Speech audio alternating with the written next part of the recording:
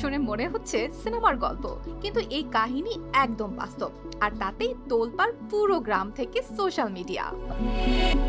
ঘটনাটা ভারতের উত্তরপ্রদেশের সীতাপুর জেলার মাহমুদাবাদ এলাকার লোদসা গ্রামে। সেখানকার মেরাজ নামের এই ব্যক্তি অভিযোগ নিয়ে হাজির হয়েছেন জেলা প্রশাসনের নিয়মিত সমাধান দিবস সভায়। এই সভায় সাধারণ মানুষ আসে রেশন কার্ড, রাস্তা, বিদ্যুৎ বা পানির সমস্যা নিয়ে। কিন্তু মেরাজ যখন কথা বললেন তখন পুরো হল চুপ। তিনি ম্যাজিস্ট্রেটকে বললেন, স্যার, আমার স্ত্রী নাসিমন রাতে সাপ হয়ে যায়, ইতোমধ্যেই একবার কামড়েছে।